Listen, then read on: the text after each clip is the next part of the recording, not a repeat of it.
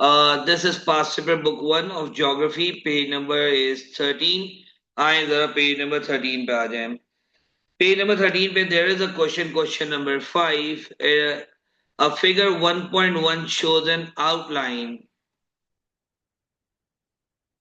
A figure 1.1 shows an outline of a map. ये latest पास paper है, 2019 का पास paper है. On the map, name the following. Balochistan प्लेटू है, हिमालयाज है, कराकोरम एंड सॉल्ट रेंजेस है. This is Balochistan. तो यहाँ पे ऑब्वियस सी बात है कि यहाँ पे जो प्लेटू होगा उस प्लेटू का नाम क्या होगा? उस प्लेटू का नाम होगा बलूचिस्तान प्लेटू. राइट साइड पे देखें तो जम्मू एंड कश्मीर के नीचे जो है ये है हिमालयाज.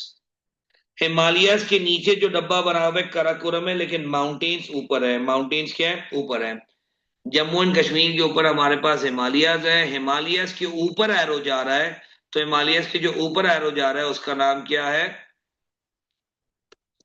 उसका नाम है कराकोरम.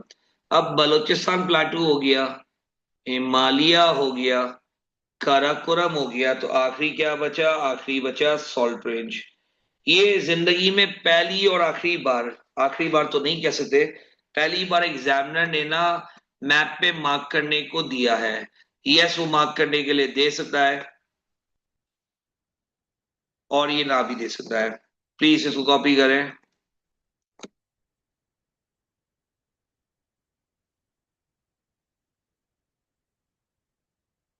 राइट, आगे चलते हैं. आगे आंसर्स रिटन है क्योंकि मैं ऑलरेडी पढ़ा चुका हूं, तो हम आंसर्स को देखेंगे और हम आंसर्स को कॉपी भी कर लेंगे. ठीक है, तो प्री लिखे हुए होंगे, so no need to worry about that. Right, तो हिमालयस के ऊपर हमारे पास काराकोरम है. हिंदूकुश इसलिए नहीं होगा क्योंकि हिंदूकुश वेस्ट पे होता है. आगे चलते हैं.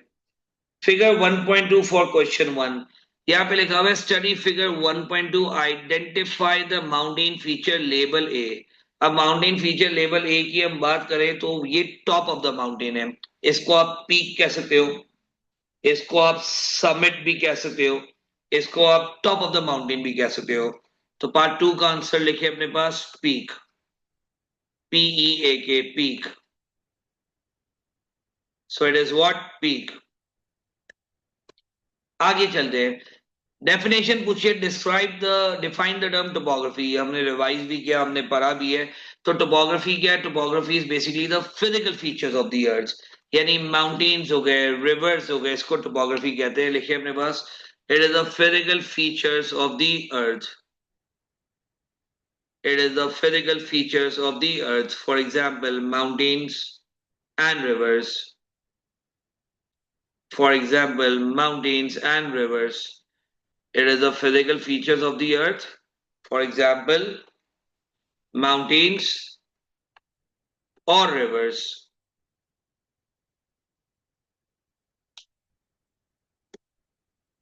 नेक्स्ट सेटिंग पे आ जाए. नेक्स्ट सेटिंग लिखा हुआ क्या है? Define the natural topography of the northern regions.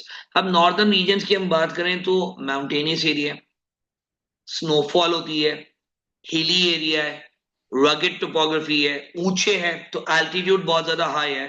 तो आए जरा लिखे अपने पास, the natural topography of the northern region is, the natural topography of the northern region is,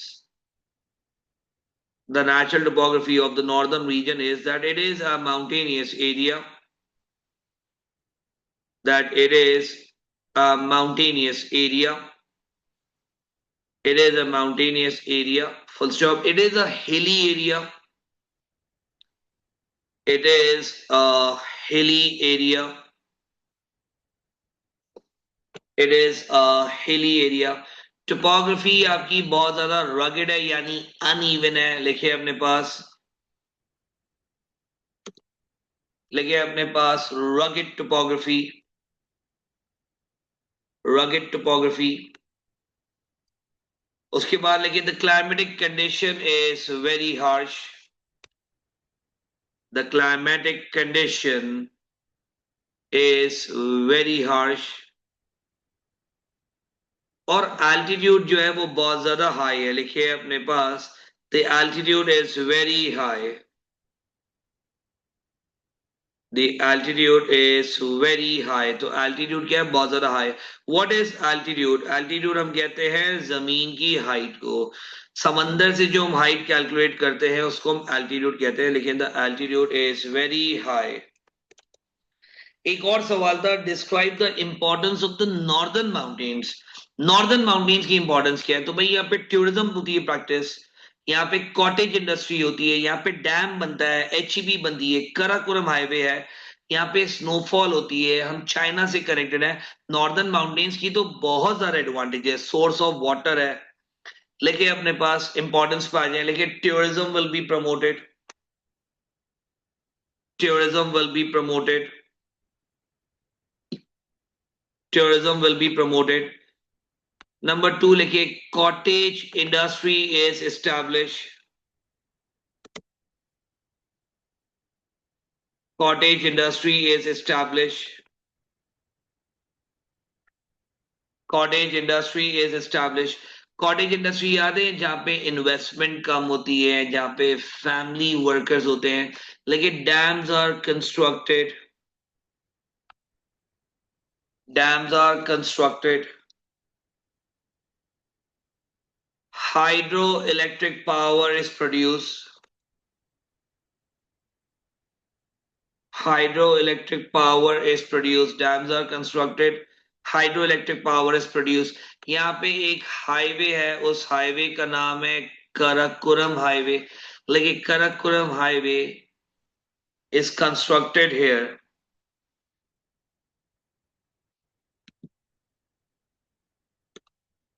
Karakoram highway is constructed here. यहाँ पे कराकोरम हाईवे कंस्ट्रक्टेड है. Go back, एक काम करें, पेज नंबर 9 पे आए, पेज नंबर 9 पे आए, क्वेश्चन नंबर 2 पे आए. Come to page number 9, question number 2. Page number 9 पे आए, क्वेश्चन नंबर 2 पे आ जाए.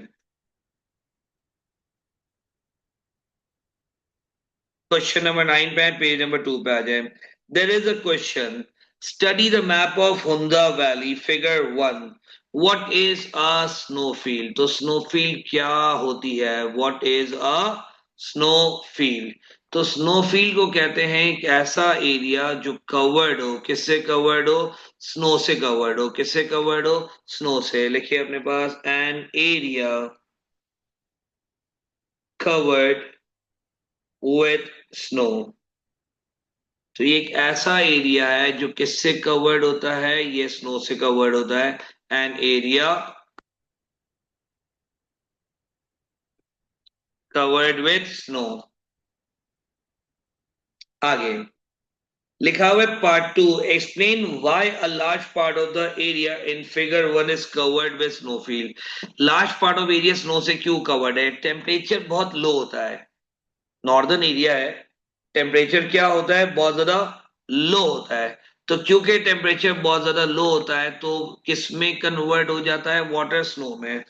Due to low temperature, due to low temperature the water converts into snow. और यू कैन से कि एल्टीट्यूड बहुत ज्यादा हाई होता है, लेकिन the altitude is very high.